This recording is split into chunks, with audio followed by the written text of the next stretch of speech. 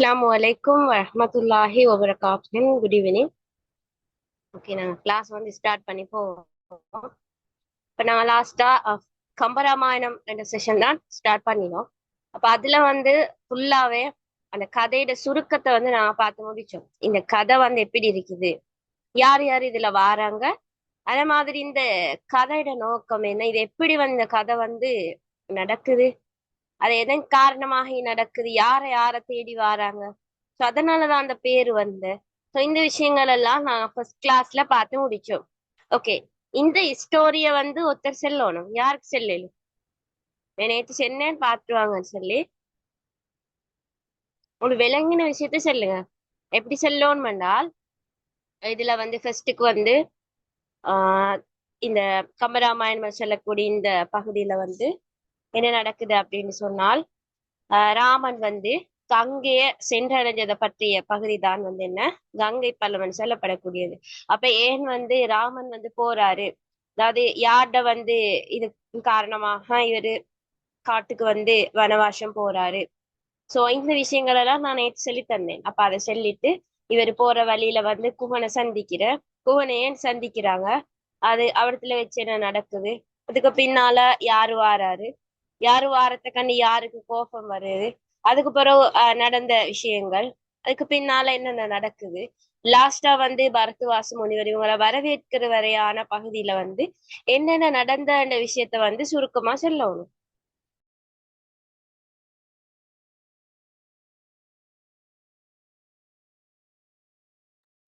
ரெண்டு பேரு பேசலும், எல்லாருக்கும் சான்ஸ் இல்ல, ரெண்டு பேருக்கு தான் செல்லலும். ஸோ சொல்லுங்க இப்ப.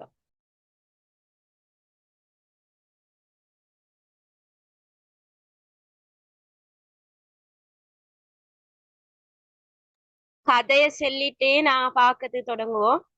ரெண்டு பேருக்கு தான் செல்ல டைம் தருவேன். ஸோ சொல்லுங்க, ரெண்டு பேருக்கு தான் சான்ஸ்.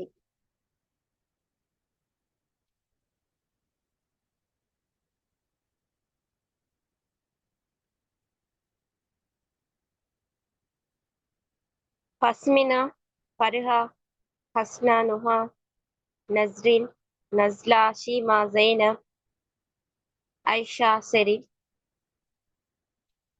நான் சொல்றேன் teacher. Is very good. Basmina. Okay, இந்த மொத்தருக்கு தான் சான்ஸிக்கு அவங்க யாருன்னு சொல்லி செட்ல போடலும். ஓகே, இப்ப நீங்க சொல்லுங்க. அயோத்தி ஆட்சி செஞ்ச ஒருத்தர் தான் தசரத மன்னன். இவருக்கு வந்து 3 மனைவிமார் இருக்கிறாங்க. அதுல ஒருத்தவங்க தான் கைகேயி. இந்த கைகேயிட சூழ்ச்சியினால வந்து தசரதன் வந்து ராமனை காட்டுக்கு போக சொல்லி கட்டளையிடுறாரு. இதன் பிரகாரம் வந்து ராமன் வந்து காட்டுக்கு 14 வருஷம் வனவாசம் போறதுக்கு ரெடியாகி போயிடுவாரு தவக்கோலத்துல. அதே மாதிரி ராமனோட சீதையும் லக்ஷ்மணனும் பெய்திருவாங்க. இந்த சந்தர்ப்பத்துல ராமன் வந்து காட்டுக்கு சென்று கங்கை கண்ட தென்கரைய வடகரை அடைஞ்ச உடனே குஹனை சந்திப்பாரு. குஹன் வந்து அவரை தென்கரைக்கு கூட்டிட்டு போகாரு. அதுக்கப்புறம் அவர் வந்து நல்லா உபசரிச்சு எல்லாம் செய்வாரு. அதுக்கப்புறம் பரதன் வந்து நாட்டுக்கு வந்த உடனே கைகேயிட சூழ்ச்சினாலதான் ராமன் வந்து காட்டுக்கு போனாரு அப்படின்னு தெரிஞ்ச உடனே கைகேயி மேல கோவப்பட்டுட்டு ராமனை தேடி வந்து அவர்களோட படைகளை கூட்டிக்கிட்டு போறாரு காட்டுக்கு.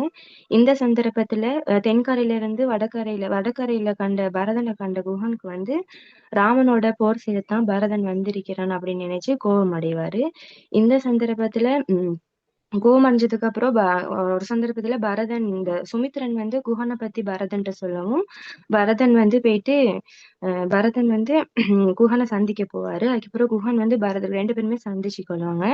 அதுக்கப்புறம் பரதன் வந்து குஹன்கிட்ட வந்து எந்த அண்ணன் இங்க இருக்கிறாரு, எந்த பக்கம் போனாரு உங்கள்ட்ட தெரியுமா அப்படின்லாம் கேட்டுட்டு அவங்கள பத்தி விசாரிப்பாரு. அவர் எப்படி இருந்தாரு, எங்க தூங்கினாரு அப்படின்லாம் கேட்டுட்டு குஹன் அதுக்கு பதில் சொல்லுவாரு.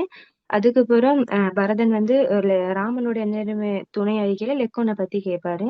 ராமன் வந்து இந்த புல்மேட்டுல தூங்கினா பரதன் வந்து எங்க தூங்கினாரு, அவர் எப்படி எங்க இருந்தாரு அப்படின்லாம் கேட்டோடனே குஹன் வந்து பரதன்ட்டு அந்த விஷயம்லாம் சொன்னதுக்கு அப்புறம் இந்த பரதன் வந்து குஹன்ட்டு ஒரு ஹெல்ப் கேட்பாரு. நான் என் அண்ணனை பார்க்கணும், அண்ணன்ட்ட இந்த நாட்டை வந்து ஆட்சி செய்யணும், எனக்கு வந்து நீங்க நாவாய்களை தந்து அந்த தென்கரைக்கு போறதுக்கு உதவி செய்வீங்களா அப்படின்னு கேட்கவோல குஹனும் சரின்னு சொல்லிட்டு பரதனை நல்லா ராமன் எப்படி உபசரிச்சாரோ அதே மாதிரி பரதனை உபசரிச்சுட்டு அவங்களோட வேடுவ வீரர்கள்ட்ட வந்து நாவாய்களை கொண்டு வர்றதுக்கு கட்டளையிடுவாரு. அதுக்கப்புறம் நாவாய்கள் வந்து வரும் பரதன் இந்த வடகரைக்கு வரும் ராமனை தேடி போறதுக்காக. இந்த சந்தர்ப்பத்துல பரதனோட வந்த ஒவ்வொரு சேனை படைகளையுமே ஒவ்வொரு நாவாய்கள்ல பெண்களை அப்படின்ட்டு ஒவ்வொரு பேரையும் ஒவ்வொரு நாவாய்கள் ஏத்தி கங்கையில தென்கரைக்கு ஏற்றி அனுப்பிடுவாரு. கடைசியா தான் பரதனும் குகனும் தாய்மார்கள்லாம் போவாங்க. இந்த சந்தர்ப்பத்துல தான் பரதன் வந்து குகனுக்கு தாயான சுமித்ரையும் கைகேயையும் கோசலையும் அறிமுகப்படுத்துவாரு. அதுக்கப்புறம் பரதன் இந்த குகன் வந்து அந்த 3 தாய்மார்களையும் வணங்குவாங்க. அதுக்கப்புறம் எல்லாருமே தென்கரையை அடைஞ்சதுக்கு அப்புறம் பரதன் வந்து அந்த அண்ணனை பார்க்கணும்னு ஆர்வத்துல வந்து நடந்து போகல குகனும் பரதனை பின்னுக்கே போவாரு. இந்த சந்தர்ப்பத்துல தான் பரதன் வந்து பரத்வாச முனிவரை சந்திப்பாரு. பரத்வாச முனிவரும் பரதனை சந்திப்பாரு. இதுவரை காட்டிலும் பரதன் வந்து ராமனை தேடி காட்டுக்கு போறதுல இருந்து பரத்வாச முனிவரை சந்திக்கிற வரையான நிகழ்வுகள் தான் இந்த கங்கை கான் படத்துல சொல்லப்பட்டிருக்கு. Yes, very good. கதை ஃபுல்லா இருந்த இந்த விஷயங்களை வந்து இப்படி இப்படி ஒவ்வொருத்தரும் தெரிஞ்சிருந்தால் உங்களுக்கு இதுல ஒவ்வொன்றும் படிக்க டைமும் லேசா கிளியரா விளங்கும். ஓகே, அடுத்ததா சிந்தக்க சொல்லுங்க. வால்மீகி அவர்களால் வடமொழியில் இயற்றப்பட்ட நூல் தான் ராமாயணம். ராமாயணத்தில் தமிழில் எழுதப்பட்ட நூல் வழிநூல் தான் கம்பராமாயணம் எனப்படும். முதலில் இந்த நூல் வந்து ராமவாதம் எனவே அழைக்கப்பட்டது. கம்பர் இந்த நூலை வந்து இயற்றினால கம்பரின் சிறப்பு கருதி இந்த நூலை கம்பராமாயணம் என அழைக்கப்பட்டது. கம்பராமாயணத்துல வந்து 6 காண்டங்கள் இடம்பெற்றுச்சு. ஒன்னாவது பாலகாண்டம், அடுத்து அயோத்திய காண்டம், அடுத்து ஆரண்ய காண்டம், அடுத்து கிட்னகிந்த காண்டம், அடுத்து சுந்தர காண்டம், அடுத்து யுத்த காண்டம் என 6 காண்டங்கள் வந்து இடம்பெற்றுச்சு.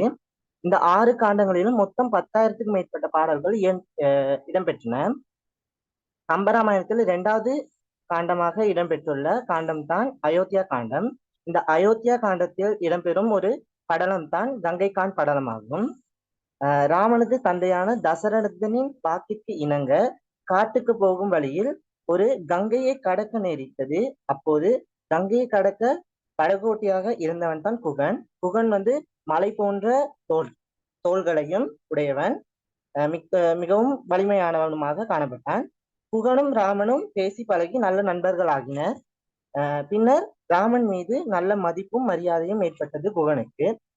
அவ்வாறு இருக்கையில் ராமன் கங்கையை கடந்த நிகழ்வுதான் கங்கைகான் படலம் என அழைக்கப்பட்டது. பின்னர் இவ்வாறு இருக்கையில் பரதன் அண்ணன் இல்லாததை எண்ணி மிகவும் கவலைப்பட்டான். பின்னர் அண்ணனுக்கு முடிசூட்டி நாட்டை ஆட்சி செய்ய கொடுக்க வேண்டும் என்று எண்ணி காட்டை நோக்கி பயணித்தான். அப்போது கங்கை கடக்க நேரிட்டது.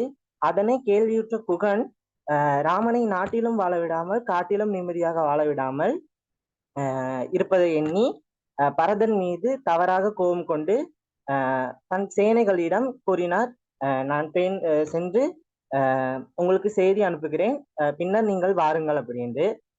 பின்னர் பரதன் இருக்கும் இடத்திற்கு குகன் சென்று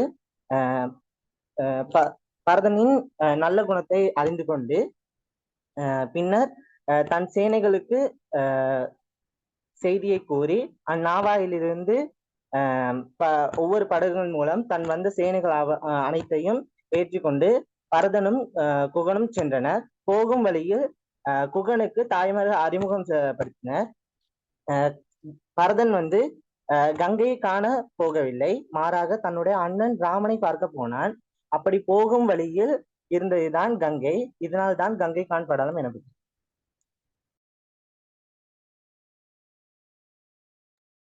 ஓகே, வெரி குட். சரி, அவர் 2 பேரும் எப்படியோ சின்ன விஷயங்கள் எல்லாம் சரி கிளியரா இருந்து சொன்னது. ஓகே, அப்ப நாங்க இதுல முதலாவது பாடல் இருந்து பார்த்து போவோம். இன்னைக்கு கீழே வந்து பார்த்தேன்னு சொன்னால் இந்த பிடிஎஃப்லயும் நான் கதை சுருக்கத்தை போட்டிக்கிறேன். ஸோ உங்களுக்கும் இதை ரீட் பண்ணி பார்த்துக்கொள்ள இயலும்.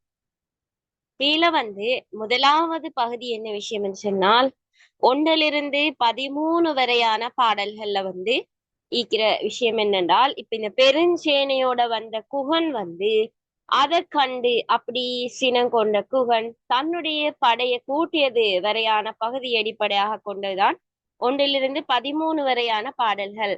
அதாவது இராமனை மீட்க புறப்பட்ட பரதன் வந்து அவனுடைய சேனையோடு கங்கையின் கரையை அடையக்கூடிய பாடலாக இந்த முதலாவது பாடல் எங்களுக்கு காணலும். ஓகே, பூவிரி பொலன்கலல் பொறையில் தானையான் காவிரி நாடு அன்ன கழனி நாடு ஒரி தாவர சங்கமம் எனும் தன்மை யாவையும் இறங்கிட கங்கை எழுதினான். ஓகே, இதுல நாங்க ஃபர்ஸ்ட்டுக்கு இதோட பொருளை தெரிஞ்சுக்கோணும். இந்த ஒவ்வொரு பாடலும் நாங்க படிக்கிற டைம்ல இந்த ஃபுல்லா நாங்க அந்த பாடலை விலங்கெடுத்து எங்கட மொழி நடையில எங்களுக்கு எழுதி கொள்ள இயலுமா, பாடலுக்கு பொருளை எங்களால சொல்லி இயலுமான்றதை நாங்க ஒவ்வொரு பாடலையும் பார்க்கணும். அதுக்கடுத்து ஸ்டெப்பா தான் இந்த ஒவ்வொரு பாடலையும் எடுத்து அந்த ஒவ்வொரு பாடல்லையும் கையாளப்பட்ட அணி சந்தர்ப்பம் யார்ட சிறப்பு எந்த சிறப்பு பத்தி சொல்லப்பட்டிக்குது அந்த விஷயத்த பார்க்கணும். இப்படி நாங்க ஒவ்வொரு பாடலா படிச்சோம்னா நல்லா கிளியரா எங்களுக்கு படிக்கலாம். ஓகே, அப்ப இதுல பூவிரி பொலன்கலல் அப்படின்னு சொன்னால் அழகு மிக்கதும் பொன்னால் செய்யப்பெற்றதுமான வீரக்கலலையும், பொலன்கலல் என்று சொல்றது வீரக்கலல், வீரக்கலலையும் பொறியில் தாடையான் அப்படின்னு சொன்னால் ஒப்பற்ற சேனையையும் உடைய பரதன் காவிரி நாடு அண்ணன் என்று சொன்னால், காவிரி நாடு அண்ணன் என்றால் காவிரி நதி பாயக்கூடிய சோழ நாட்டை போன்ற, காவிரி நாடு அண்ணன் சொன்னால் காவிரி நதி பாயும் சோழ நாட்டை போன்ற கழனி நாடு ஒரி, அதாவது வயல் வளம் பொருந்திய கோசல நாட்டை விட்டு நீங்கி தாவர சங்கமம் எனும், அதாவது நிலையற்பொருள், நிலையற்பொருள் சொன்னால் என்ன, அசையாம நிலையா இருக்கக்கூடிய விஷயங்கள். அதே மாதிரி இயங்கிய பொருள் சொன்னால் அசையக்கூடிய பொருட்கள். அதான் தாவர சங்கமம் எனும் என்ற வரியில சொல்லப்பட்டது. நிலையற்பொருள் இயங்கிய பொருள் என இரண்டாக பிரிக்க பெறும். எல்லா உயிர்களுமே அதனுடைய அந்த நிலையை கண்டு வருந்த கங்கை எழுதினான், அதாவது கங்கை கரையை அடைந்தான். ஓகே, அப்ப இதுல என்ன சொல்லப்படுதுன்னு சொன்னால், இப்ப அந்த ராமனை மீட்கிறதுக்காக வேண்டிதான் பரதன் அவருடைய சேனையோடு வாராரு. அப்படி பரதன் சேனையோடு கங்கையிட கரையை அடையக்கூடிய பாடல் தான் இது. அப்ப அவருடைய அந்த சேனை எப்படி வந்துச்சு என்ற விஷயம்தான் இந்த முதலாவது பாடல்ல சொல்லப்படுது. எப்படி இருந்துதாம், அழகு மிக்கனும் பொன்னால் செய்யப்பட்டதுமான வீரக்கலலே ஒப்பற்ற சேனையுடைய பரதன். அப்ப அந்த வரிகள்ல யாருடைய சிறப்பு காட்டப்படுது அப்படின்னு சொன்னால் பரதனுடைய சிறப்பு காட்டப்படுது. ஒப்பற்ற சேனையுடைய பரதன் காவிரி நதி பாயக்கூடிய சோழ நாட்டை போன்ற வயல்வளம் பொருந்திய கோசலை நாடு. இதுல இந்த வரியில காவிரி நாடு அண்ண கழனி நாடு ஒரி என்று சொல்லக்கூடிய இந்த வரியில உபமானம் என்ன, உபமேயம் என்ன, எல்லாரும் மாத்திக்கொள்ற விஷயம். அதான் இப்பே கேக்குறேன், நான் இந்த கேள்வி எல்லாமே தருவேன். இதுல காவிரி நாடு அண்ண கழனி நாடு ஒரி அந்த வரியில் உள்ள உபமை அணியில உபமானம் என்ன, உபமேயம் என்ன, பொதுத்தன்மை என்ன, யாருக்கு சொல்லு? உபமானம் சோழ நாடு, உவமேயம் கோசலை நாடு, பொதுத்தன்மை வளம்.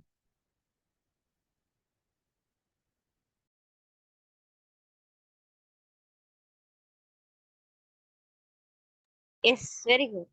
அதாவது இதுல நல்லா நாங்க பார்க்கணும், சோழ நாடு காவிரி நாடல்ல சொல்ல விளங்கினா, காவிரி நதி பாயக்கூடிய சோழ நாடுன்னு சொல்லப்படுது.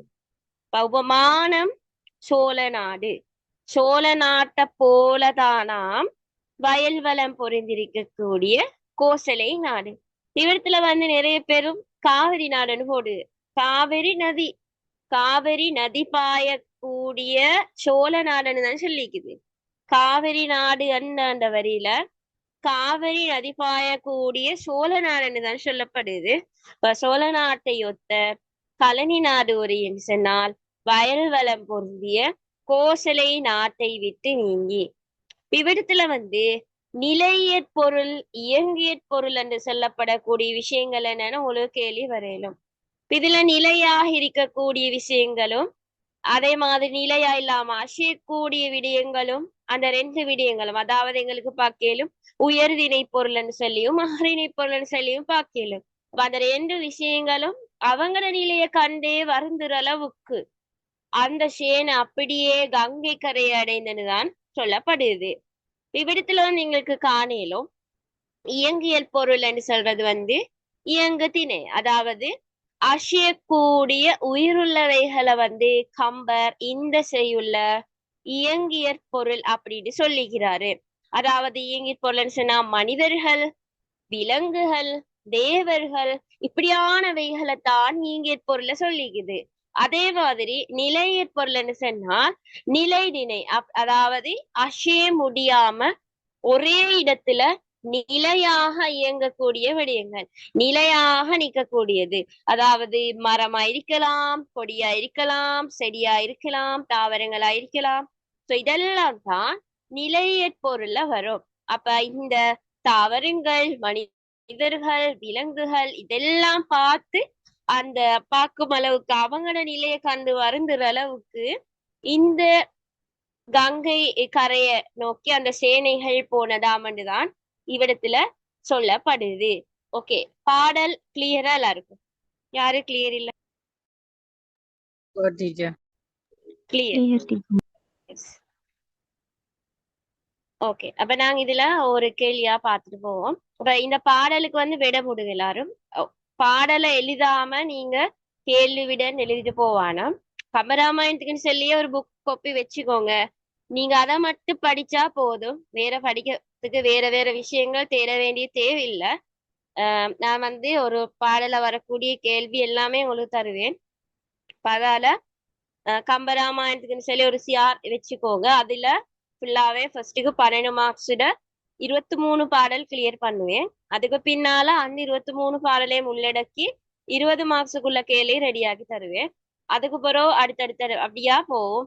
அதால அந்த புக்கை மட்டும் நீங்க படிச்சீங்கன்னு சொன்னா போதும், உங்களுக்கு இந்த பகுதியை லேசா சாய்ஸ் பண்ணி ஆன்சர் ஃபுல் கொடுக்கலும்.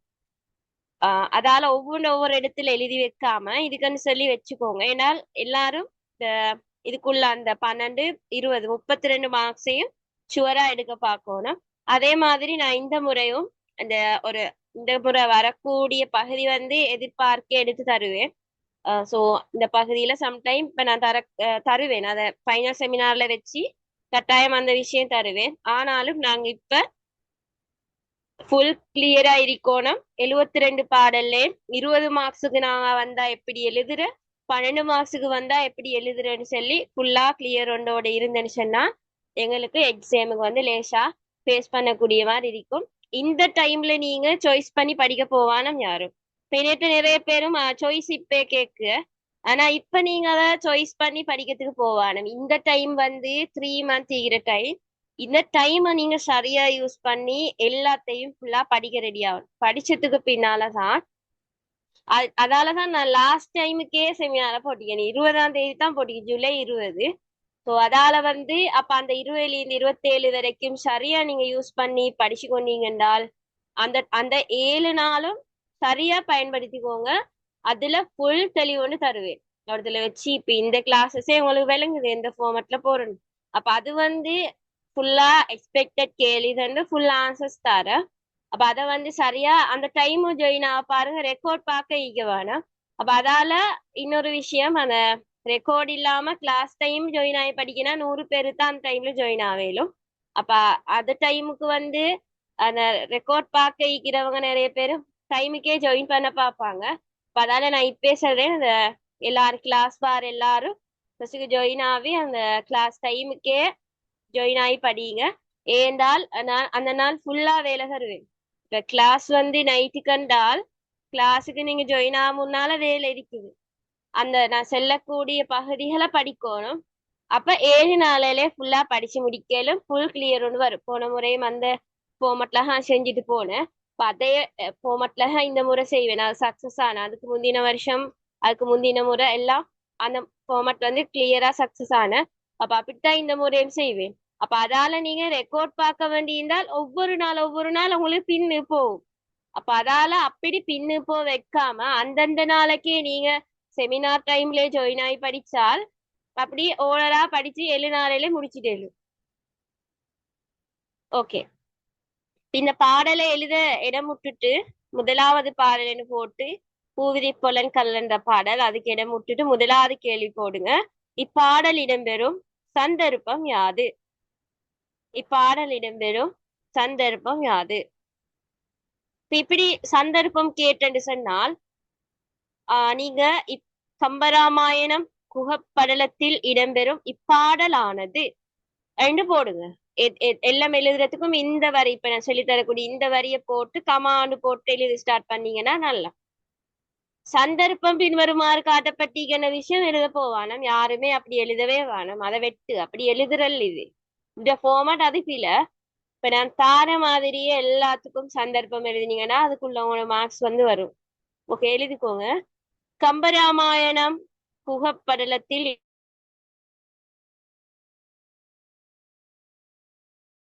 இடம்பெறும் இப்பாடலானது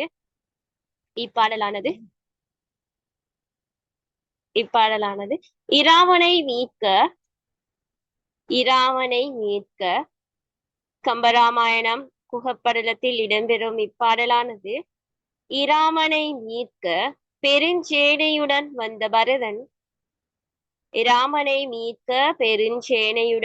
பரதன் தன் சேனையோடு கங்கையின் கரையை அடைகின்ற சந்தர்ப்பம்.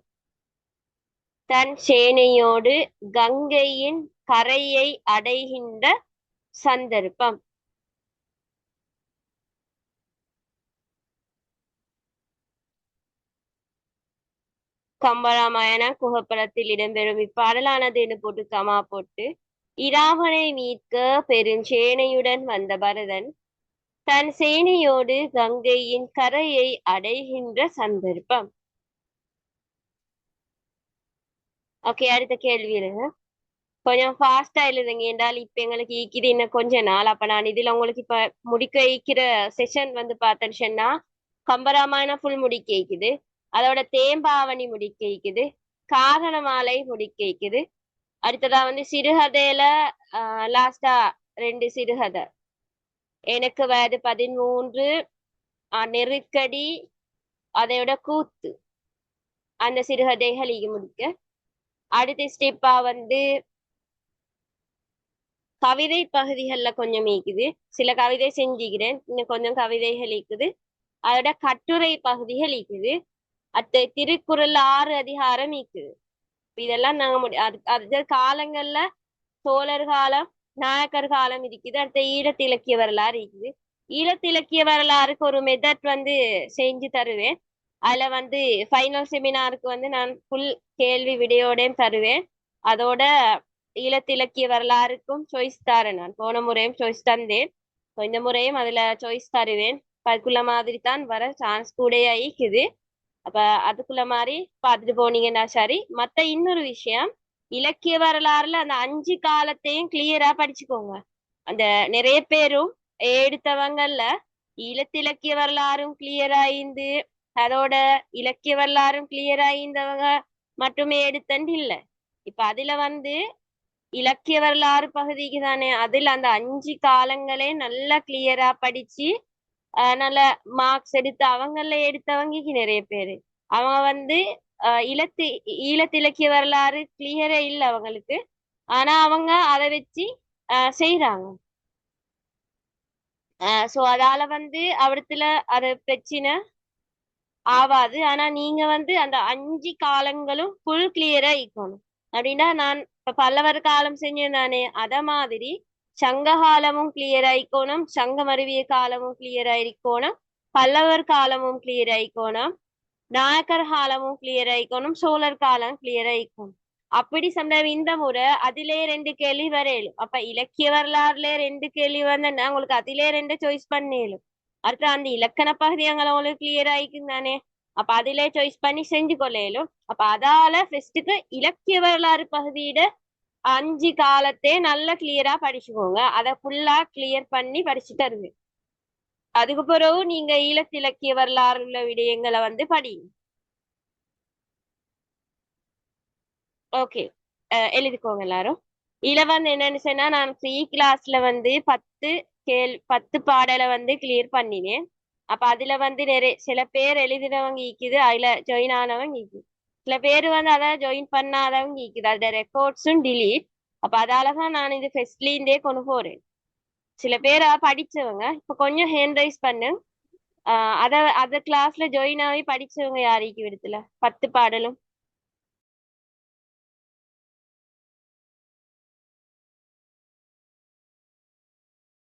பத்து பாடலும் கம்ப்ளீட்டா படிச்சிருக்கிறவங்க. நான் ப்ரீ கிளாஸ்ல கம்ப்ளீட்டா படிச்சு தந்தேன் 10 பாடலும். அத விஷயத்தை தான் தருவேன் இதுல.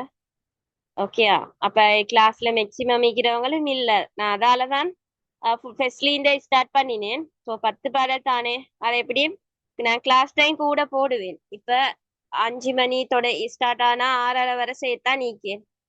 ஸோ அதால வந்து குயிக்கா 10 பாடலே முடிச்சிடுவேன். ஓகே, எழுதிக்கோங்க. எழுதாதவங்க அடுத்த கொஞ்சம் ஃபாஸ்டா எழுதுங்க எல்லாரும். 2வது கேள்வி, இச்செய்யுளில் இடம்பெறும் பரதனின் சிறப்புகள். இச்செய்யுளில் இடம்பெறும் பரதனின் சிறப்புகள். ஓகே, அதுல என்ன விஷயம்? இப்ப பரதன் சிறப்புகளை யாரு சொல்லும்?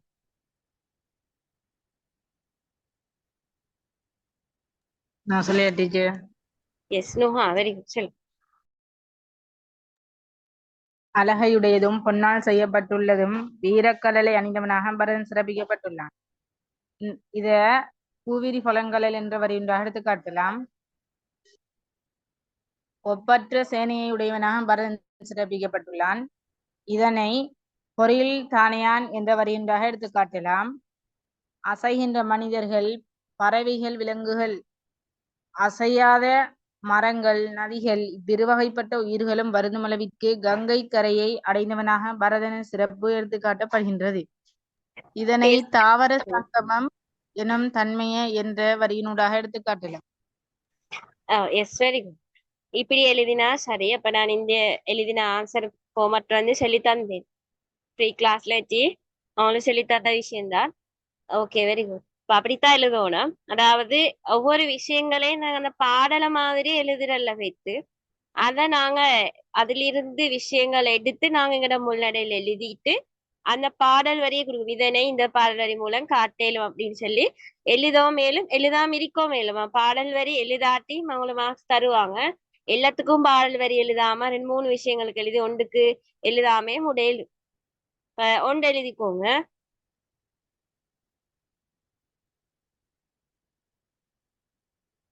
பரதனின் சிறப்புக்கள்ல உண்டு மரவேலைப்பாடுகளுடைய பொன்னாலான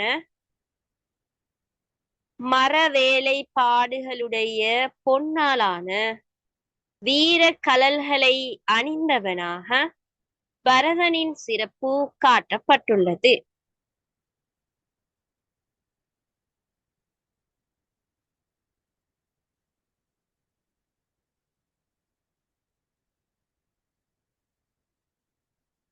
மரவேலைப்பாடுகளுடைய பொன்னாலான வீர கழல்களை அணிந்தவனாக பரதனின் சிறப்பு காட்டப்பட்டுள்ளது.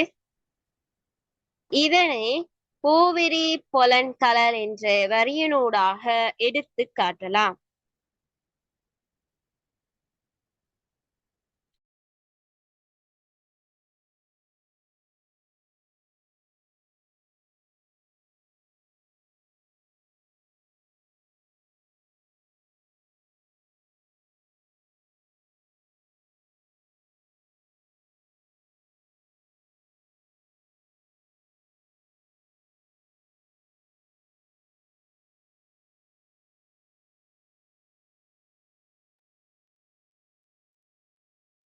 ஓகே, அடுத்தது ஒப்பற்ற பெரும் சேனையை உடையவனாக பரதனின் சிறப்பு காட்டப்பட்டுள்ளது.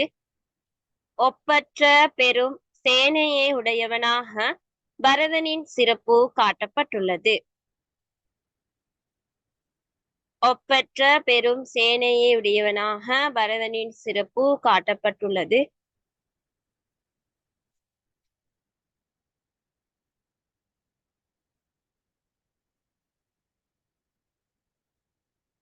ஒப்பற்ற பெரும் சேனையை உடையவனாக பரதனின் சிறப்பு காட்டப்பட்டுள்ளது. அடுத்ததா எழுதுங்க. மேலும் அசைகின்ற தேவர்கள், மேலும் அசைகின்ற தேவர்கள் மனிதர்கள் மேலும் அசைகின்ற தேவர்கள் மனிதர்கள் விலங்குகள் பறவைகள் என்பனவும் அசைகின்ற தேவர்கள் மனிதர்கள் விலங்குகள் பறவைகள் என்பனவும்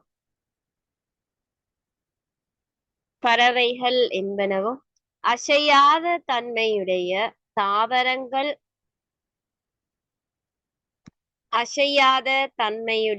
தாவரங்கள் மரம் செடி கொடி என்பனவும்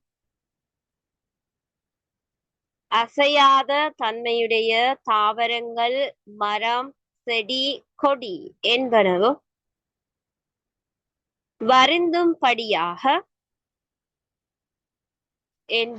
வருந்தும்படியாக பரதன்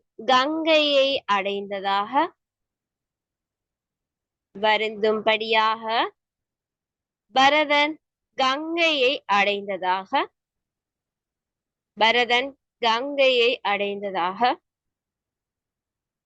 பரதனின் சிறப்புகள் எடுத்து காட்டப்பட்டுள்ளது.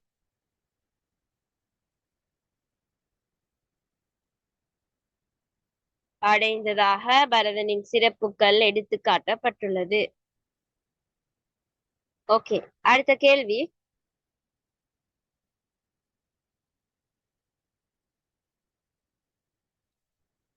எழுதிக்கோங்க. இச்செய்யுளில் இடம்பெறும் இயங்கு திணை நிலை திணை என்பவை யாவை? இச்செய்யுளில் இடம்பெறும் இயங்கு திணை நிலை திணை என்பவை யாவை? அதாவது இயங்கு திணை நிலை திணைன்னு சொல்றது இயங்கியற் பொருள் நிலையற் பொருள் இந்த ரெண்டு விஷயத்தையும் தான். அப்ப நாங்க அதை விளக்கி எழுதணும் இடத்துல.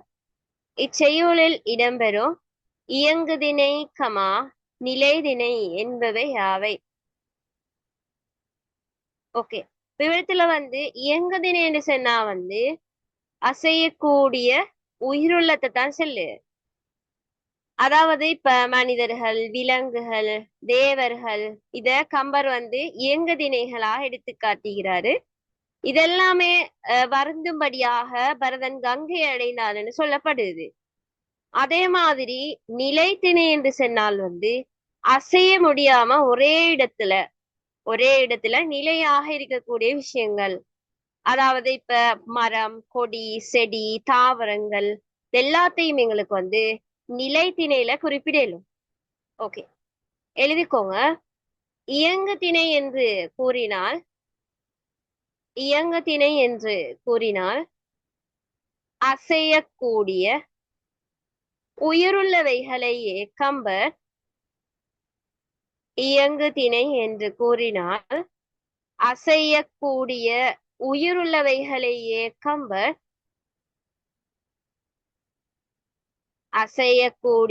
உயிருள்ளவைகளையே கம்பர்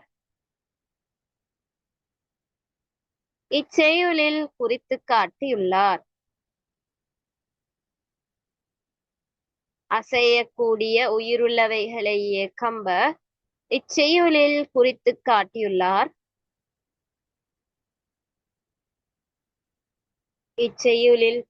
காட்டியுள்ளார். அதாவது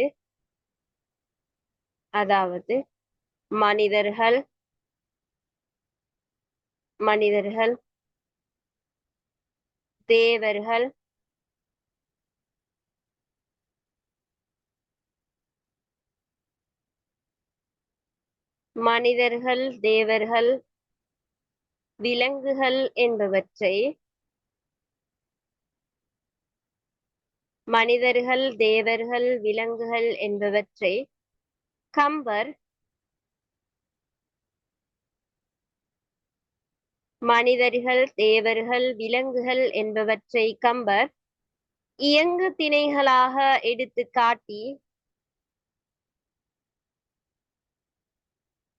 தேவர்கள் விலங்குகள் என்பவற்றை கம்பர் இயங்கு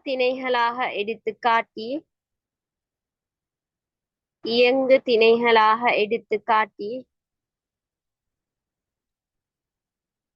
இயங்கு திணைகளாக எடுத்துக்காட்டி இவைகள்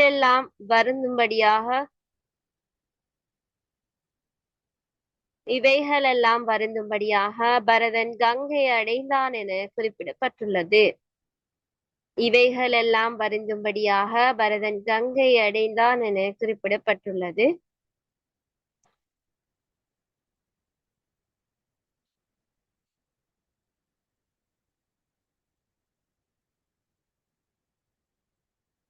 ஓகே, அடுத்து எழுதுங்க.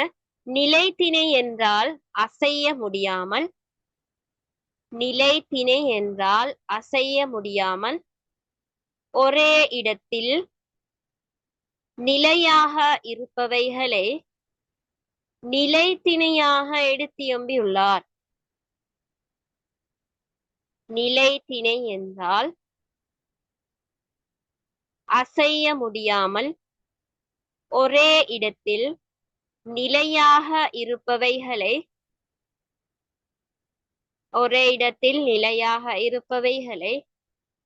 நிலைத்திணையாக எடுத்தியம்பியுள்ளார். அதாவது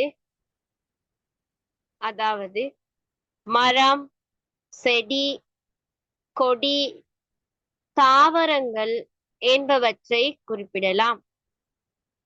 அதாவது மரம், செடி, கொடி, தாவரங்கள் என்பவற்றை குறிப்பிடலாம்.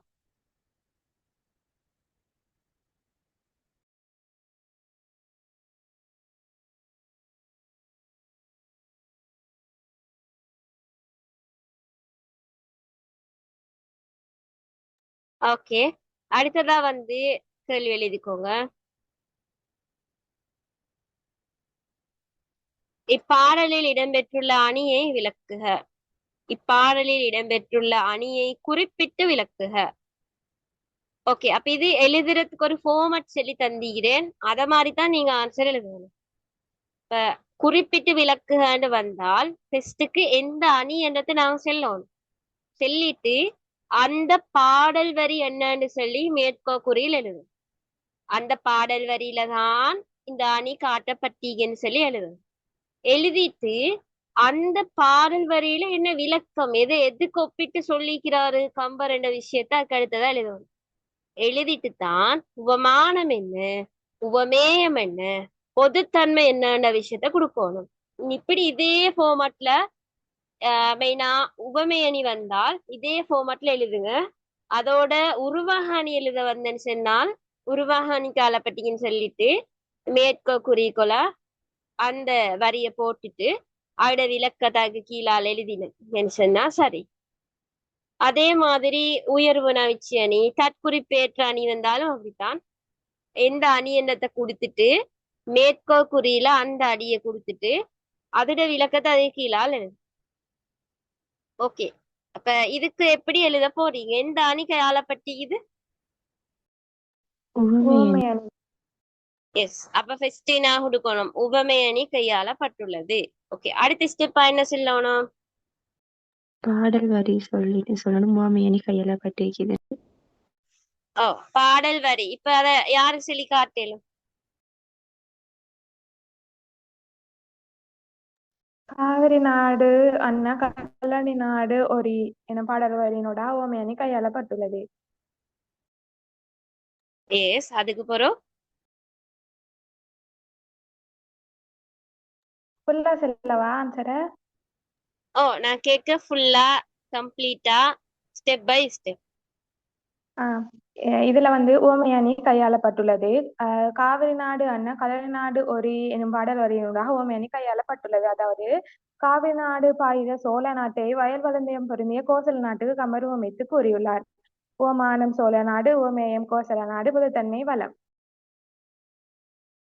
S, okay, very good. அடுத்தடுத்த பாடல்களை உங்களுக்கு எழுத தருவேன். இந்த ஃபர்ஸ்ட் பாடல் என்றதால இதுல எழுதுறதுக்கு ஆன்சரே சொல்லிடணும். ஓகே, எழுதிக்கோங்க. உவமை அணி கையாளப்பட்டுள்ளது. உவமை அணி கையாளப்பட்டுள்ளது. அதுக்கு பிறகு மேற்கோக்குறியில் எழுது. காவிரி நாடு அன்ன கழனி நாடு ஒரி. மேற்கோக்குறியில் எழுது. காவிரி நாடு அன்ன கழனி நாடு ஒரே எனும் பாடல் வரியில் உவமை அணி கையாளப்பட்டுள்ளது. காவிரி நாடு அன்ன கழனி நாடு ஒரே எனும் பாடல் வரியில் உவமை அணி கையாளப்பட்டுள்ளது. உவமை அணி கையாளப்பட்டுள்ளது. அதுக்கப்புறம் அதில் என்ன சொல்லப்படுதுன்னு, அதாவது காவிரி நதி பாயும் சோழ நாட்டை, அதாவது காவிரி நதி பாயும் சோழ நாட்டை வயல் வளம் பொருந்திய கோசலை நாட்டுக்கு, வயல் வளம் பொருந்திய கோசலை நாட்டுக்கு கம்பர் உவமித்து கூறியுள்ளார். காவிரி நதி பாயும் சோழ நாட்டை வயல் வளம் பொருந்திய கோசலை நாட்டிற்கு கம்பர் உவமித்து கூறியுள்ளார். கம்பர் உவமித்து கூறியுள்ளார். உவமானம் சோழ நாடு, உவமேயம் கோசலை நாடு, பொதுத்தன்மை வளம்.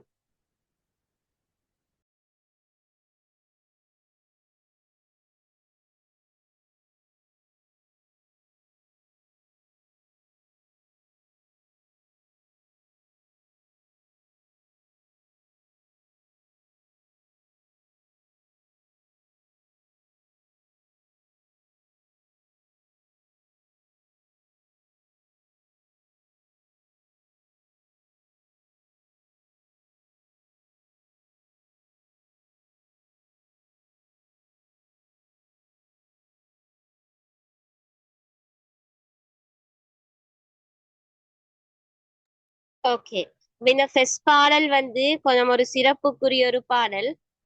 இது உங்களுக்கு 12 மார்க்ஸ் வர சான்ஸ் இருக்குது. ஓகே, இப்ப நாங்க 2வது பாடலை பார்ப்போம். 2வது பாடல் 12 மார்க்ஸுக்கு வர சான்ஸ் நல்லாவே குறைச்சல். 2வது பாடல் 12 மார்க்ஸுக்கு வர சான்ஸ் குறைச்சல். ஆனாலும் நாங்க இதை தெரிஞ்சிருக்கோம். ஃபர்ஸ்ட் பாடல்கள்ல வந்து முதல் 13 பாடல்லையும் படை வர்ணனை சிறப்பு அப்படி கேட்டா இந்த விஷயம் எல்லாம் இன்க்ளூட் பண்ணித்தான் நாங்க எழுதுவோம். ஓகே, இப்ப நாங்க 2வது பாடலை பார்ப்போம். இது என்னன்னு சொன்னால், இப்ப ஃபர்ஸ்டுக்கு வந்து ராமனை மீட்கிறதுக்காக வேண்டி புறப்பட்டு வந்த பரதன் அவருடைய அந்த சேனையோடு கங்கை கரை அடைகிறாரு.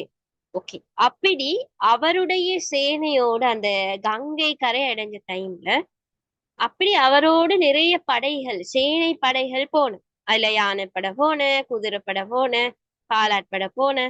சோ அப்படி போனதுல வந்து பரதனோடு சென்ற யானைப்படையை பற்றி கூறக்கூடிய பாடல் தான் என்ன, இந்த 2வது பாடல். பரதனுடன் சென்ற யானைப்படையை பற்றி கூறக்கூடிய பாடலாக இந்த 2வது பாடல் எங்களுக்கு காணலும். எந்நாரும் சுரும்பும் தன் இனத்துக்கு அல்லது கண் அகன் பெரும் புனல் கங்கை எங்கனும் அண்ணல் வெங்கரை மதத்து அருவி பாய்தலால் உண்ணவும் உடையவும் உரித்து என்று ஆயதே. அதாவது இந்த பாடலை வந்து நாங்க சந்தி பிரிக்கணும். சந்தி பிரிச்சு கொண்டு கூட்ட வேண்டி வரும். அதாவது இதுல வந்து முதலாவதா வந்து 2வது வரி தான் வார. அதாவது கண் அகன் பெரும் புனல் கங்கை. இந்த 2வது வரியில் உள்ள விஷயம் ஃபர்ஸ்ட் வரும். கண் அகன் பெரும் புனல் கங்கை. அதுக்கு பின்னால 3வது வரி வரும். அண்ணல் வெண்கரை மதத்து அருவி பாய்தலால்.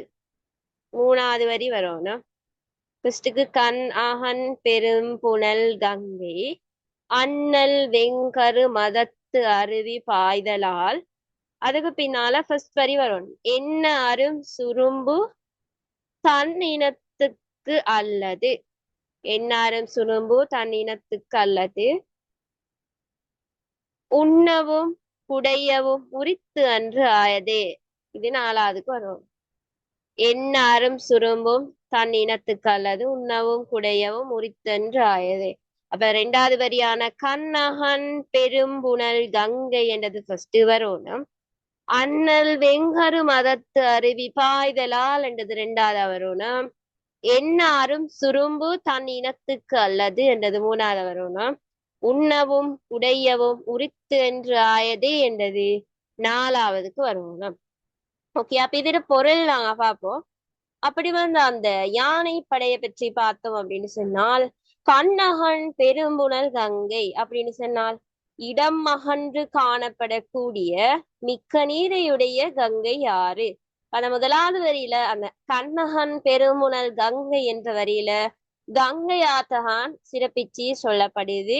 அதாவது இடம் அகன்று இருக்கக்கூடிய நல்ல மிச்சமா தண்ணியை கொண்டிருக்கக்கூடிய ஆறு இந்த கங்கை ஆறானது. அண்ணல் வெம்கரி என்று சொன்னால் பெருமையுடைய அந்த கொடிய யானைகளின் மதத்து அருவி, அதாவது மதநீர் பெருக்காகிய அருவி எங்கனும் பாய்தலால், அதாவது எல்லா இடங்களிலும் பாய பெறுவதால. எந்நாரும் சுரும்பு அப்படின்னு சொன்னால் கணக்கிட முடியாத வண்டுகள் தம் இனத்துக்கு அல்லது அதாவது தமது கூட்டத்துக்கன்றி ஏனைய உயிர்களுக்கு குடிக்கவும் நீராடவும் உரிமையற்றதாக ஆயிற்றுன்னு சொல்லி அந்த அளவுக்கு அந்த கங்கை ஆற்றில் இருந்த அந்த யானை படைகளோட பெருக்கத்தை பத்தி விடத்துல சொல்லப்படுது. யானை படைகளோட பெருக்கத்தை பத்தி சொல்லப்படுறத பார்க்கலும். அதாவது இவத்துல கம்பர் என்ன செஞ்சிருக்கிறாரு அப்படின்னு சொன்னால் உயர்வுணவிச்சு அணிய கையாண்டு உயர்வுபடுத்தி சொல்லிக்கிறாரு. அதாவது இப்ப கங்கை ஆற்றுல என்னென்று சொன்னால் யானைகள் கூடுதலா இருக்குது. அப்ப கங்கை ஆற்றுல கூடுதலான யானைகளால வந்து மதநீர் பெருக்க அதிகரித்தது அப்படின்னு சொல்லி அந்த யானை படையிட மிகுதிய கம்பர் என்ன செஞ்சிக்கிறாரு அப்படின்னு சொன்னால் உயர்வு நவிச்சி அணிய கையாண்டு யானை படையிட மிகுதிய இடத்துல எடுத்து காட்டுகிறாரு. அந்த அளவுக்கு அந்த தண்ணியிலேயே இடம் இல்லாத அளவுக்கு அவ்வளவுக்கு பெரிய ஆறு. பொதுவா வந்து ஒரு 6 சென்னா எப்படி இருக்கும், நல்லா தண்ணி இருக்கும். அப்ப அது வந்து இயற்கையா ஈக்கிறது. இவ்விடத்துல ஹம்பர் உயர்வு நவிச்சி அணிய கையாண்டு சொல்லிக்கிறாரு. அப்படியான அந்த மதநீர் பெருக்கிருக்கிறதின் காரணமாக யானைகள் அந்த அளவுக்கு இருக்குதாம். அவனத்துல வேறொன்றுக்கும் வர முடியாத அளவுக்கு யானைகள் பெருகிருக்குதாம் அப்படின்னு சொல்லி யானையோட பெருக்கத்தை கம்பர் இந்த பாடல்ல சொல்லிக்கிறாரு. ஓகே, 2வது பாடல் கிளியரா இருக்கும்.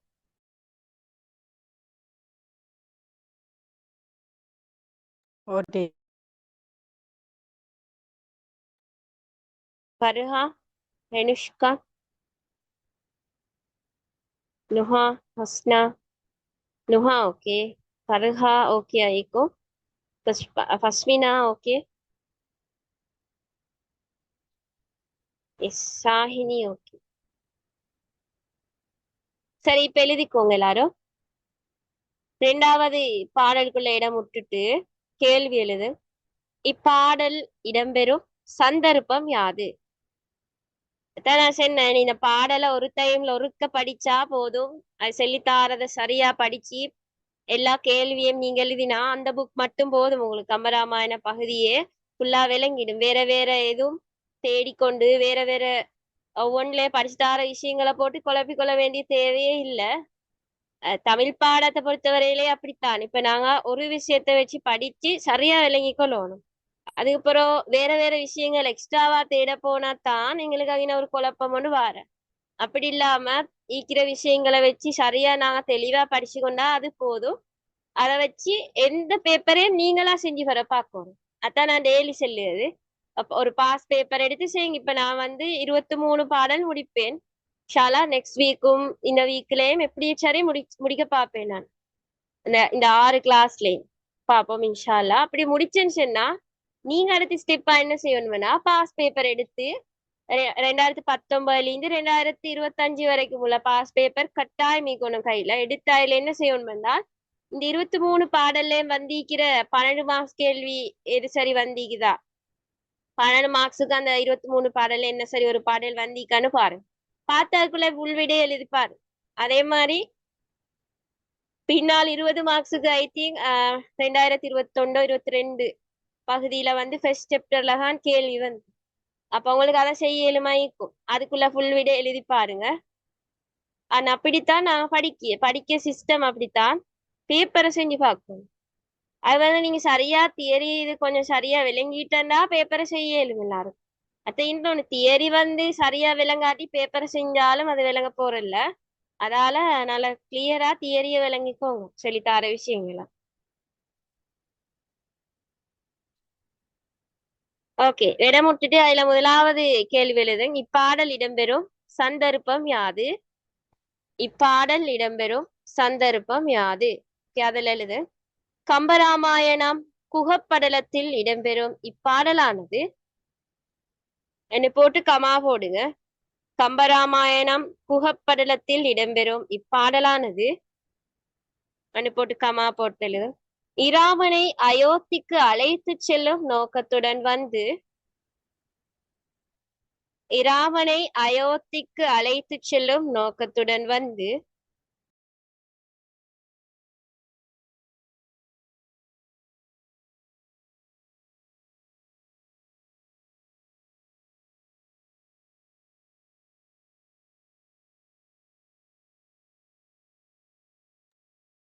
திருக்குறள் வந்து அத பத்தி நீங்க இப்ப யோசிக்க தேவையில்ல. நான் அதுக்கு சில ஷார்ட் மெத்தட் வந்து பார்த்துக்கொண்டு தான் இருக்கேன். அதுல இப்ப நான் ஃபர்ஸ்ட் 4 அதிகாரம் முடிச்சிக்கேன். 4 அதிகாரம் 40 குரட்பா முடிச்சுதான் ஈக்குது. இப்ப இந்த செகண்ட் ஷெய் அண்ட் தேர்ட் ஷெய் என்ற ஒரு கிளாஸ் ஸ்டார்ட் பண்ணினேன் நான். அதுல வந்து எப்படியும் அந்த 4 அதிகாரங்களும் செய்வேன். சோ அப்படி அந்த திருக்குறள் பகுதி மிஸ் ஆனவங்க மட்டும் இருந்தால் அவங்களுக்கு வந்து அவடத்துல திருக்குறளுக்கு மட்டும் 500 பே பண்ணி அவங்களும் ஜாயின் ஆகலும் அந்த 4 அதிகாரமும் கிளியர் பண்ண டைமுக்கு மற்ற செக்ஷன் எல்லாம் படிக்கிறவங்க வந்து ஃபுல்லா 2500 அது தெரியுமே எல்லாருக்கும். அதை பே பண்ணி அவங்க அந்த குரூப்ல ஜாயின் பண்ணிக்கோங்க. உங்களுக்கு ஃபுல் கிளியர் ஒன்று வரும். அந்த கொஞ்சம் நேரத்தோட ஜாயின் ஆகி திருக்குறள் பகுதி மிஸ் ஆனவங்களுக்குமே அவங்களுக்கு சொல்லுங்க. நிறைய பேர் மீரத்துல கொஞ்சம் புதுசா ஜாயின் ஆனவங்க ஈக்குது குரூப்ல. அரவாசி மீக்கி நிறைய பேரும். இப்ப அவங்க வந்து திருக்குறள் பகுதி கிளியர் இல்லைன்னா அவங்களுக்கு அந்த மெத்தட்ட அந்த இதுல அந்த சொல்யூஷன் பார்க்கலும். இல்லாட்டி அவங்களுக்கு எல்லா யூனிட்ஸுமே படிக்கணும் அப்படின்னு சொன்னா நீங்க 2500 கெட்டி அதுல ஜாயின் ஆகினா சரி. பயில நான் ஃபர்ஸ்ட் ஸ்டெப்பா நாடகம் தான் போட்டிருக்கேன். இதுக்கு அடுத்ததா வந்து மத்த இந்த சங்ககாலம் சங்கமருவிய காலம் போடுவேன். இதுக்கு அடுத்ததா சங்ககாலம் சங்கமருவிய காலம் போடுவேன். அப்படி அந்த பகுதிகள் கிளியர் இல்லாதவங்க இருந்தால் அதுல ஜாயின் ஆயிக்கோங்க. அதுல கிளியர் பண்ணிக்கொள்ளையிலும். இந்த ப்ரொஜெக்ட் கிளாஸ் இதுல வந்து மத்த பகுதி எல்லாமே கிளியர் பண்ணுவேன். இப்ப நான் அதை போடுவேன், குரூப்லயும் போடுவேன். அடுத்த நான் கிளாஸ்லயும் சொல்லிப்பேன் என்ன முடிக்காத பகுதி. இன்றைக்கும் ஃபெஸ்டோட சென்னேன். அந்த பகுதி எல்லாமே இந்த 3 மந்த்துக்குள்ள முடிப்பேன். எப்படியும் உங்களுக்கு ஃபைனல் செமினார் 7ஆம் மாசம் 20 வைக்கத்தால 7ஆம் மாசம் ஃபெஸ்ட் வரைக்கும் எல்லாமே செஞ்சு முடிப்பேன். அன் டைமோட எல்லாம் முடிஞ்சிடும். அதுக்கப்புறம் அந்த லாஸ்டா 7 டேஸ் ஃபைனல் செமினாரோட ஃபுல் கம்ப்ளீட் ஒன்று வரும் எல்லாரும்.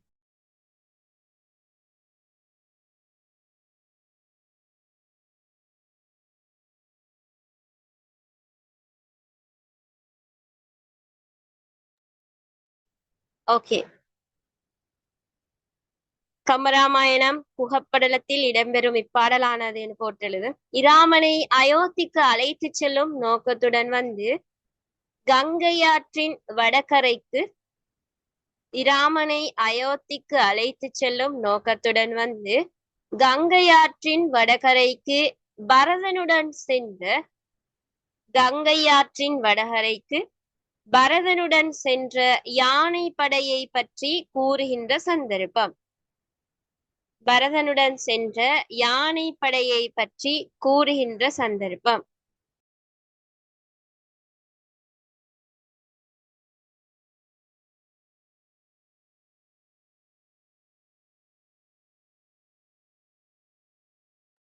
ஓகே, அடுத்த கேள்வி எழுதுங்க. இப்பாடலில் இடம்பெறும் அணி யாது? அதனை குறிப்பிட்டு விளக்குக. இப்பாடலில் இடம்பெறும் அணி யாது? அதனை குறிப்பிட்டு விளக்குக.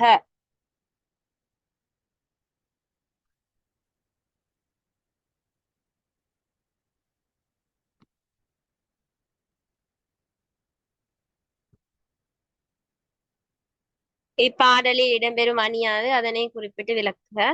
அதுல எழுதுங்க. ஃபர்ஸ்ட்க்கு உயர்வு நவிச்சி அணி கையாளப்பட்டுள்ளது. உயர்வு நவிச்சி அணி கையாளப்பட்டுள்ளது.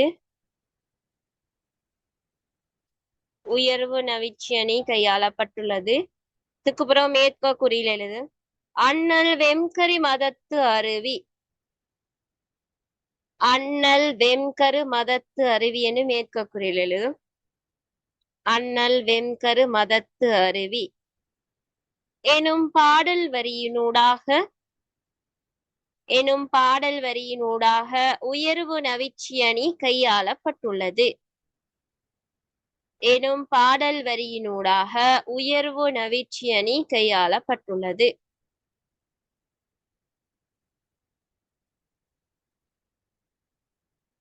உயர்வு நவிச்சி அணி கையாளப்பட்டுள்ளது. அதாவது கங்கை ஆற்றின் கூடுதலான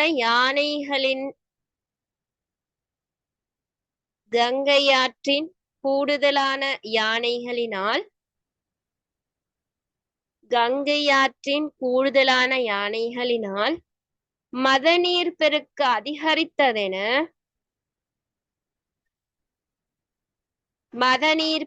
அதிகரித்ததென யானைப்படையின்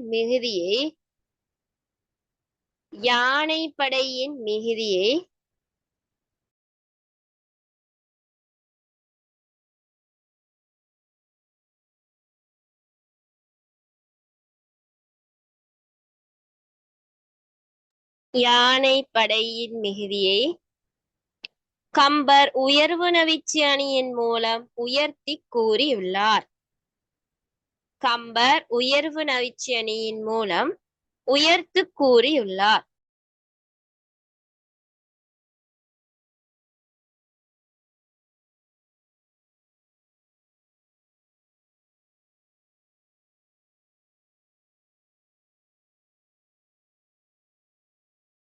ஓகே, அடுத்ததா நாங்க 3வது பாடலை பார்ப்போம்.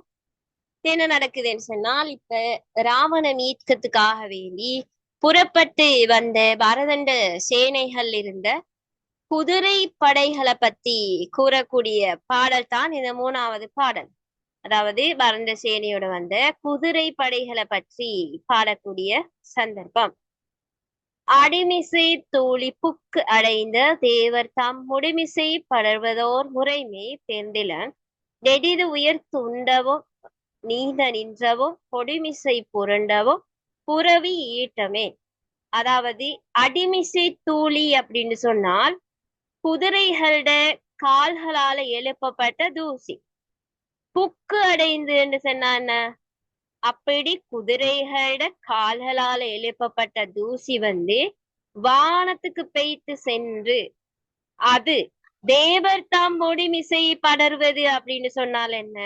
அப்படி வானத்துக்கு பெய்த்து சேர்ந்தது தேவர்களோட சிரசின் மீது சென்று படர்ந்த ஓர் முறைமை தேர்ந்திலன்னு சொன்னால், அப்படி சிரசின் மீது சென்று படர்ந்த அந்த ஒப்பற்ற முறைமையை மானிடனான நான் அறிந்தேன் இல்லை. நெடுது உயிர்த்து உண்டனவும் என்று சொன்னால், அப்படி பெருமூச்சு விட்டு கொண்டு அந்த நீரை பருகி கொண்டிருந்தவைகளும் நீந்தி கொண்டு நின்றவைகளும் பொடிமிசை புரண்டவும் என்று சொன்னால் மண்ணில விழுந்து புரண்டு கொண்டிருந்ததும் இந்த புறவி கூட்டம்தான். அதாவது குதிரைகளோட கூட்டம்தான், வேறொன்றும் அல்ல என்று சொல்லித்தான் இந்த 3வது பாடல் சொல்லப்படுது.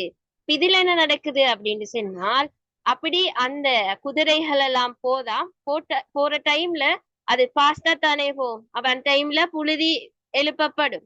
அப்ப அத கம்பர் உயர்வுபடுத்தி செல்றாரு அப்படின்னு சொன்னால், அந்த தூசி பறக்கிறது ஒரு இயற்கையான ஒரு விஷயம். ஆனா எனக்கு கம்பர் செல்றாரு அந்த தூசி வானத்துக்கு போறதும் ஒரு இயற்கையான விஷயம். எப்படியும் இதானு சொன்னா அதெல்லாம் ஒசுக்கப்போ. ஆனா அது வானத்திலே மிகக்கூடிய தேவருடைய தலையில வைத்து படுதுன்னு செல்றது அவர் கொஞ்சம் உயர்வுபடுத்தி சொல்லிக்கிறாரு. அப்ப இவ்விடத்துல உயர்வு நவிச்சாணி கையாளப்பட்டிருக்கிறது எங்களுக்கு காணக்கூடியதாக இருக்குது. அதே மாதிரி குதிரைகள் எப்படி என்று சொல்லப்படுது மத்த பாடல் வரிகள் எல்லாத்துலயும். அதாவது ஒன்று என்ன சொல்லுது? பெருமூச்சு விட்டு கொண்டு நீரை பருகி கொண்டிருக்கிறாம் குதிரைகள். அது குதிரைகள் சிறப்பிக்கப்பட்டிருக்கிறதுக்கு ஒரு அதே மாதிரி குதிரைகள் நீர்ல நீந்தி கொண்டிருக்குதாம், சில மண்ணுல விழுந்து புரண்டு கொண்டிருக்குதாம். இப்படின்னு சொல்லி குதிரைகளை பத்தி கம்பர் லாஸ்ட் வரிகள்ல வந்து சிறப்பாக சொல்லி இருக்கிறாரு. ஓகே, இது கிளியரா? மூணாவது பாடல்.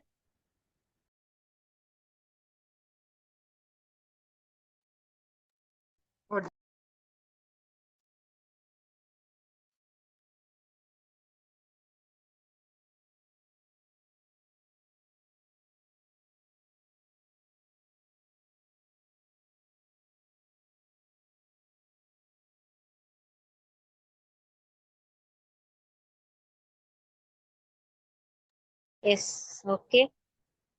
இப்ப மூணாவது நம்பரை போட்டு எழுதுங்க எல்லாரும். மூணாவது பாடலுக்குள்ள இடம் விடுங்க. விட்டுட்டு அதுல முதலாவது கேள்வி எழுதுங்க. இப்பாடல் இடம்பெறும் சந்தர்ப்பம் யாது?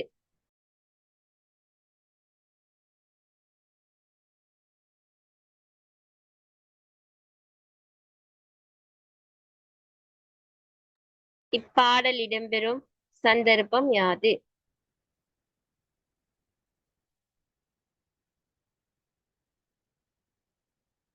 அதுல எழுதிக்கோங்க. கம்பராமாயணம் குகப்படலத்தில் இடம்பெறும் இப்பாடலானது கம்பராமாயணம் குகப்படலத்தில் இடம்பெறும் இப்பாடலானது என்று போட்டு கமா போடுங்க. இப்பாடலானது என்று போட்டு கமா போடு. இராமனை அயோத்திக்கு அழைத்து செல்லும் நோக்கத்துடன் வந்த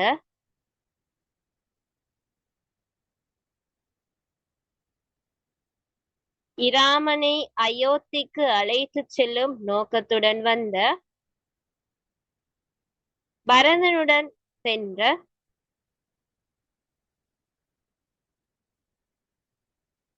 இராமனை அயோத்திக்கு அழைத்து செல்லும் நோக்கத்துடன் வந்து பரதனுடன் சென்ற குதிரை படையை பற்றி கூறுகின்ற சந்தர்ப்பம். பரதனுடன் சென்ற குதிரை படையை பற்றி கூறுகின்ற சந்தர்ப்பம்.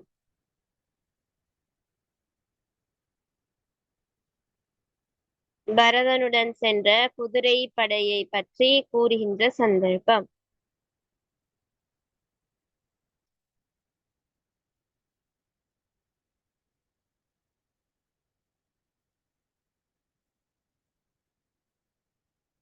இந்த கம்பராமாயண பகுதி வந்து எனக்கு ஒவ்வொரு பெஜ்லயும் எப்படியுமே 2 தரம் செஞ்சு படுது. ஆனா நான் இந்த பெஜ்ல ஒரு தரம் தான் செய்வேன்.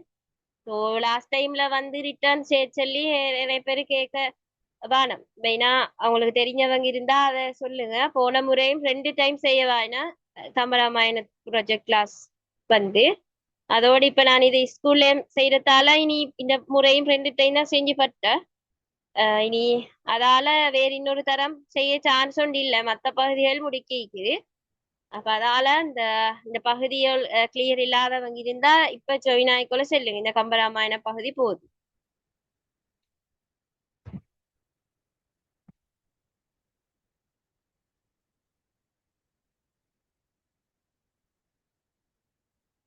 ஓகே, 2வது கேள்வி எழுது. இப்பாடலில் கம்பர் குதிரைகளை எவ்வாறு சிறப்பித்து கூறியுள்ளார்? இப்பாடலில் கம்பர் குதிரைகளை எவ்வாறு சிறப்பித்து கூறியுள்ளார்?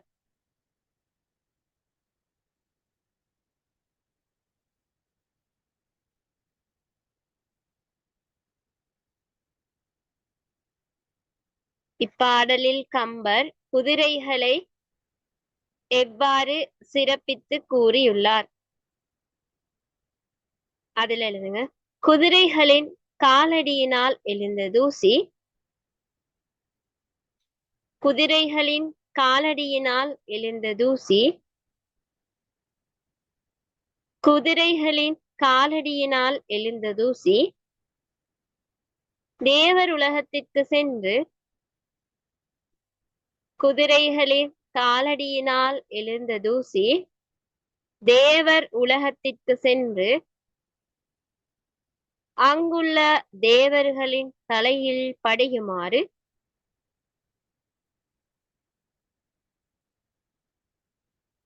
குதிரைகளின் காலடியினால் எழுந்த தூசி தேவர் உலகத்திற்கு சென்று அங்குள்ள தேவர்களின் தலையில் படியுமாறு தூசானது உலகம்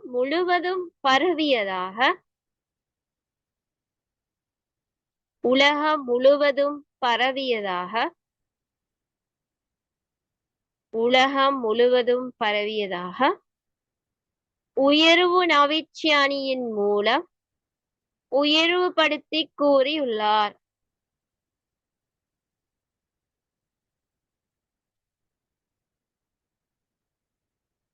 உயர்வு நவிற்சி அணியின் மூலம் உயர்வுபடுத்தி கூறியுள்ளார்.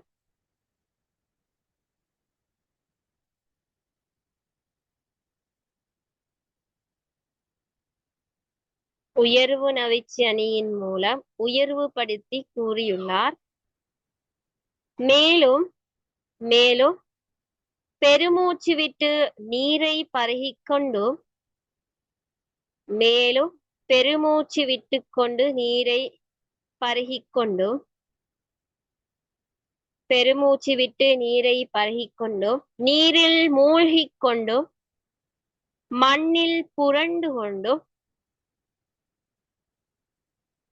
நீரில் மூழ்கிக் கொண்டும் மண்ணில் புரண்டு கொண்டும் குதிரைகள் இருந்ததாக கம்பர் சிறப்பித்து கூறியுள்ளார்.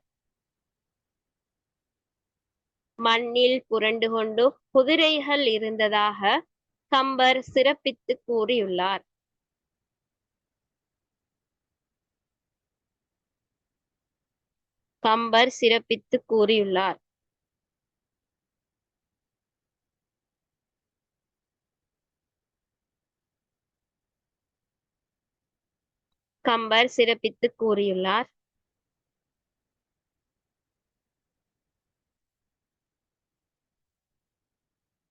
ஓகே, அடுத்த கேள்வி எழுதுங்க. இப்பாடலில் இடம்பெற்றுள்ள அணியை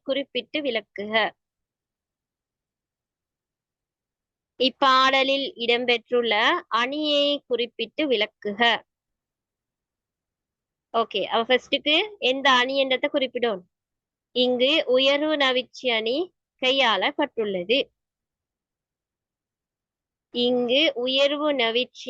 கையாளப்பட்டுள்ளது.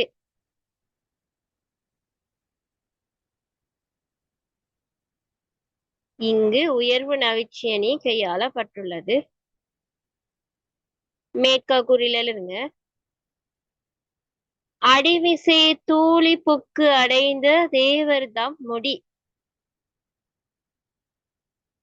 அடிமிசை தூளி புக்கு அடைந்த தேவர்தம் முடி எனும் வரியினூடாக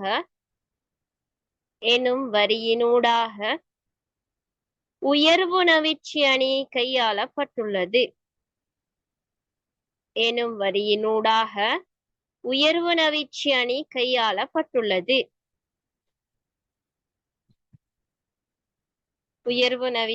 கையாளப்பட்டுள்ளது.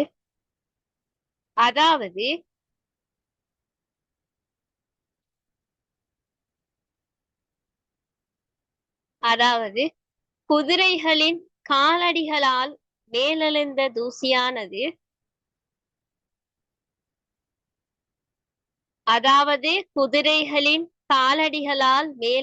தூசியானது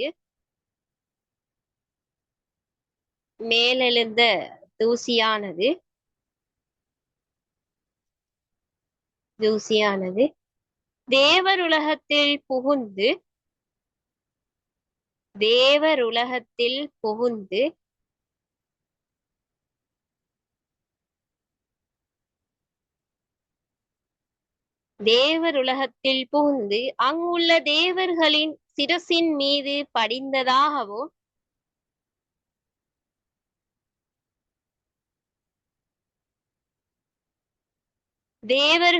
சிரசின் மீது படிந்ததாகவும்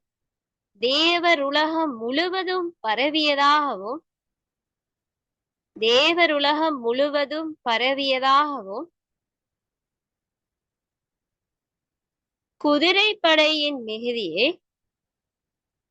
குதிரைப்படையின் மிகுதியை உயர்வு நவிற்சி அணியின் மூலம் கம்பர் உயர்வுபடுத்தி கூறியுள்ளார்.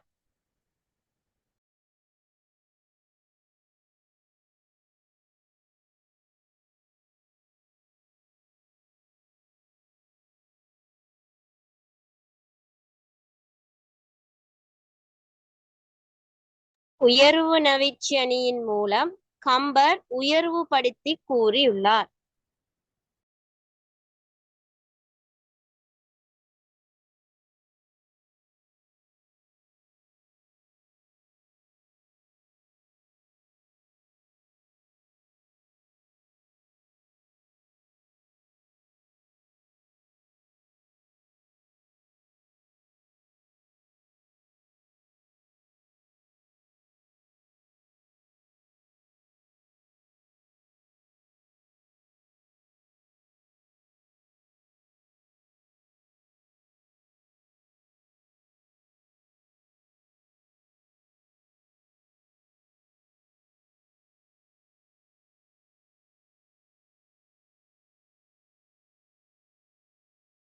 ஓகே, அடுத்ததா நாங்க 4வது பாடலை பார்ப்போம்.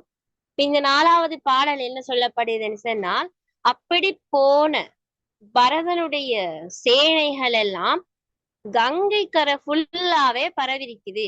அப்படி கங்கை கரை ஃபுல்லா பரவிருந்து எப்படி என்று சொல்லப்பட்ட சந்தர்ப்பம் தான் இந்த 4வது பாடல். ஓகே.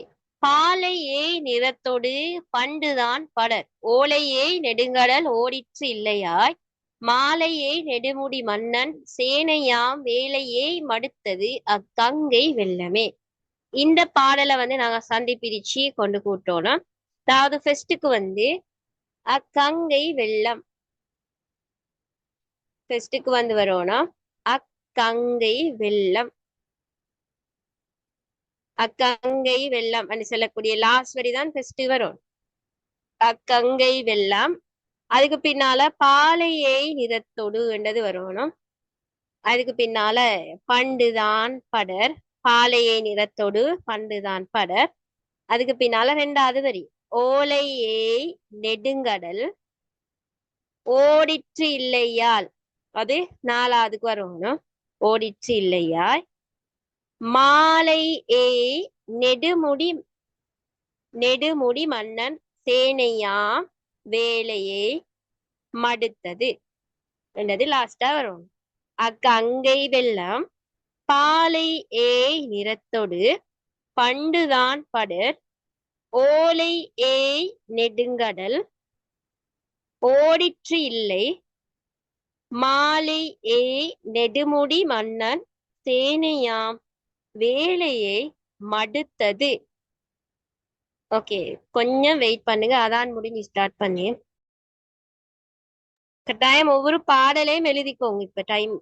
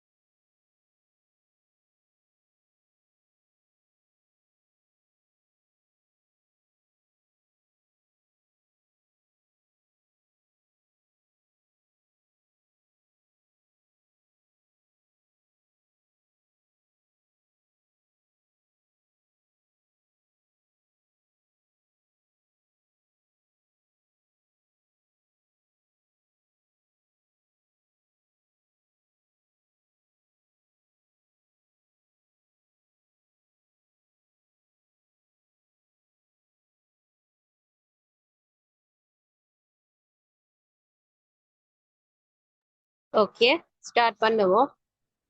கங்கை வெள்ளம் என்று சொன்னால் அந்த கங்கை ஆற்றோட நீர் பெருக்க சொல்லு கங்கை வெள்ளம். பாலையை நிறத்தோடு என்று சொன்னால் பாலையொத்த வெண்மை நிறத்துடன் பண்டுதான் படர், அதாவது முன்பு தான் சென்று சேருகின்ற பொருந்தி அந்த நீண்ட மாலையை நெடுமுடி என்று சொன்னால் ஏனென்றால் ஏன் சென்றடையல்ல அப்படின்னு சொன்னால் பூமாலை பொருந்தி அந்த நீண்ட மகுடத்தையுடைய மன்னன் சேனையாம் வேலையை, அதாவது அந்த பூமாலை பொருந்திருக்கக்கூடிய நீண்ட மகுடத்தையுடைய பரதண்ட அந்த சேனையாகிய கடல் அதை உண்டுட்டான், அந்த கங்கையிட பெருக்க உண்டுட்டான். அப்படி அந்த கங்கையிட பெருக்க உண்டத்தால அது பெய்த்து சேரலையா என்றுதான் இந்த பாடல்ல சொல்லப்படுது. அந்த அளவுக்கு காலாட்படையிட அந்த மிகுதியை பற்றி கம்பர் கூறிக்கிறத எங்களுக்கு காணக்கூடியதாக இருக்குது. அதாவது அந்த கங்கை ஆற்றுட நீர் பெருக்கு பாலை போன்ற வெண்மை நிறத்தோட அந்த நீண்ட கடலுக்கு அந்த தண்ணி எல்லாம் பேய்த்து சேரலையா, ஏனென்று சொன்னால் அந்த பூமாலை பொருந்திருக்கக்கூடிய பரதண்ட சேனை அந்த தண்ணி எல்லாத்தையும் உண்டுட்டான். அதான் பரதண்ட சேனையாகிய கடல் என்று சொல்லி இடத்துல உருவக அணியை கையாண்டு கம்பர் உருவகித்து கூறுகிறத எங்களுக்கு காணக்கூடியதாக இருக்குது. அப்ப அந்த வகையில இவ்விடத்துல எங்களுக்கு காணையில என்ன விஷயம் என்று சொன்னால், அதாவது பரதண்ட சேனை கடல் கங்கையாற்றிட நீர் முழுவதையும் குடித்து விட்டுட்டு என்று சொல்லி கம்பர் கூறுகிறாரு. அதாவது பரதண்ட சேனைய கம்பர் கடலாக உருவகித்து கூறுகிறாரு. அப்படி உருவகித்து கூறி அந்த பரதண்ட சேனை கடல் அந்த கங்கை ஆற்றில் இருந்த அவ்வளவு தண்ணியும் குடிச்சிட்டான். அப்படி குடிச்சதால அது போயிட்டு சேரலையாமன்னு சொல்லி பரதண்ட சேனையிட மிகுதி கூறப்படுது. அதாவது பரதண்ட சேனை கடல் அது வார டைம்ல அதுக்கு ஒரு களைப்பொண்டு அந்த இப்ப நாங்களும் மிச்சம் தூரம் நடந்து போனா ஒரு களைப்பொண்டு வரும் தானே, அத மாதிரி பரதண்ட அந்த சேனை கடல் வந்ததால அதுக்கு ஒரு களைப்பொண்டு ஏற்பட்டு அந்த கங்கை ஆற்றில் இருந்த அவ்வளவு தண்ணியும் அது பருகி கொண்டுட்டான். அப்படி பருகி கொண்டு தொட்டு அந்த பாலை போன்ற நிறத்தோடு சேர்ந்த கடலுக்கு சென்றடையலையா, அது வார வழியில் அதுக்கு ஒரு தாகம் அது அந்த தண்ணி எல்லாத்தையும் குடிச்சிட்டான்.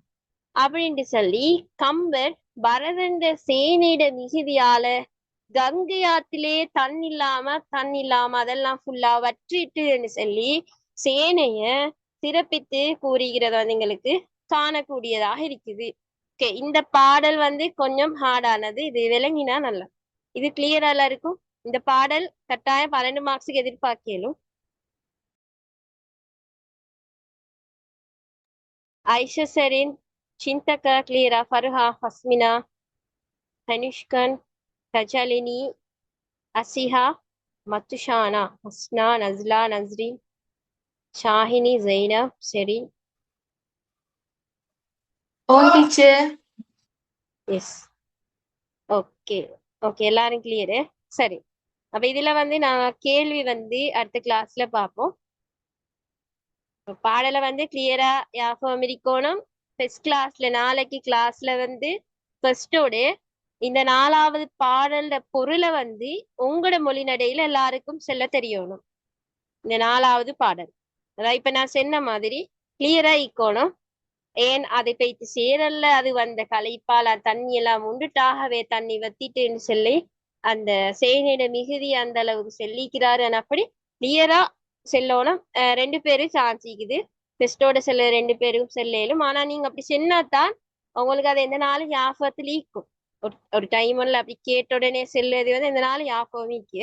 அதால நாளைக்கு 2 பேரு செல்ல பார்த்து கொண்டு வாங்க, கிளியரா ஆன்சர் ஈக்கணும். ஓகே, இப்ப நான் இதோட கிளாஸை வைண்ட் அப் பண்ணியேன். அஸ்ஸலாமு அலைக்கும் வரஹ்மத்துல்லாஹி வபரகாத்துஹு.